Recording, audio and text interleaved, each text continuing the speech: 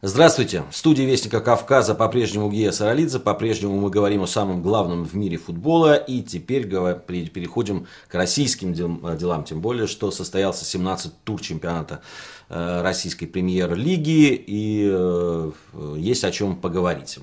Правда, на тот момент, когда мы ведем эту запись, еще неизвестен один результат. Сегодня, 25 июля, еще играют ЦСКА и Крылья Советов. ЦСКА, напомню, лидер нашего чемпионата. В любом случае, как бы он ни сыграл на своем поле с Крыльями Советов, а Крылья Советов это команда, которая находится внизу на турнирной таблице, можно предположить, что у армейцев не будет проблем, но да, футбол есть футбол. Но в любом случае ЦСКА останется лидером, так как сейчас от его преследователей отделяют, если по потерянным очкам, то 7 очков. Итак, что интересного было в этом туре 17-м? Ну, безусловно, центральным матчем это была игра, которая состоялась в Махачкале, Анжи-Зенит. Перед этой игрой много говорилось о том, что возможны будут столкновения между болельщиками. Питерские болельщики настроены были сразу изначально агрессивно. Ну, наверное, агрессивно были настроены в ответ и болельщики Анжи. Да и вообще после некоторых выступлений московских и болельщиков и питерских и так не очень радужные отношения между кавказскими болельщиками и столичными болельщиками обострились просто до предела.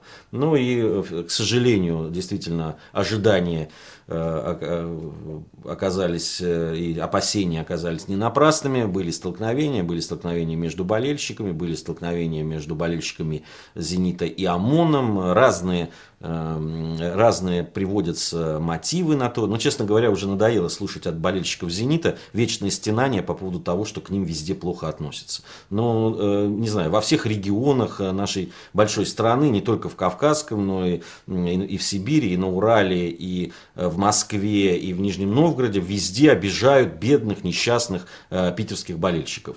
Ну, надо как-то уже на себя посмотреть, и, наверное, тоже. В том числе и на то, что вы пишете на своих форумах перед поездками в другие регионы. Когда ты оскорбляешь людей, оскорбляешь их в их доме, ну, наверное, трудно рассчитывать на то, что они будут гостеприимными хозяевами. Поэтому, я думаю, мы не будем останавливаться особо подробно на этих конфликтах и их причинах. 150 раз мы уже об этом говорили. И прежде всего, я считаю, что тем, кто привык активно болеть за свои команды, нужно разобраться внутри себя. То, что у них там происходит. Сам же матч прошел при полном преимуществе, на мой взгляд, «Зенита». Он полностью переиграл Анжи. Полумоменты какие-то возникали у ворот «Зенита», в то время как питерцы создали массу опасных моментов. Киржаков забил один мяч, 1-0 закончился этот матч, и абсолютно по делу. «Зенит» одержал победу. Анжи, конечно, еще пока, несмотря на все свои приобретения, несмотря на большие деньги, которые потрачены владельцами клуба на покупку новых игроков, пока,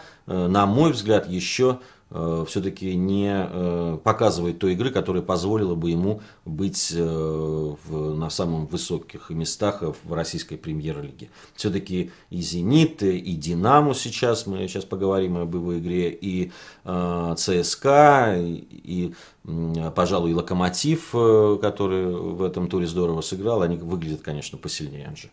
Московская «Динамо» провела очередную, на мой взгляд, замечательную игру. И, конечно, не могу не поздравить Семшова. Он забил 2 мяча. Они стали 101-м и 101-м его футбольной карьеры. Таким образом, Игорь Семшов оказался среди тех футболистов в элите, тех, кто сумел преодолеть вот эту такую планку в 100 голов. А так, победа динамовцев на выездном матче против Ростова, убедительная победа 2-0. «Локомотив» показал под руководством нового тренера очень хорошую игру и разгромил «Амкар» на своем поле со счетом 4-0. Может быть, это вот первые шаги по выздоровлению этого клуба, в чем я лично сильно сомневаюсь. Но не проходят бесследно вот такие вот скандалы, которые сотрясают этот клуб уже несколько лет подряд. Поэтому думаю, что пока этот успех железнодорожников очень локальный, на мой взгляд. Кубань проиграла Томи неожиданно на своем поле 1-3. Отмечаю этот результат ввиду вот этого неожиданности. Все-таки Кубань хороший футбол показывала. И что должен отметить еще я в этом туре, игру Спартак-Нальчик Краснодар. Со счетом 2-2 завершилась эта игра. Почему я его отмечаю? Спартак-Нальчик, несмотря на то, что находится внизу турнирной таблицы, все-таки команда, за которой приятно наблюдать. Дело в том, что нальчане проигрывали Краснодару со счетом 0-2, но сумели взять себя в руки и сравнять счет. Причем сравняли уже окончательный счет 2-2, они установили на третьей, по-моему, если не ошибаюсь, или четвертой добавленной минуте.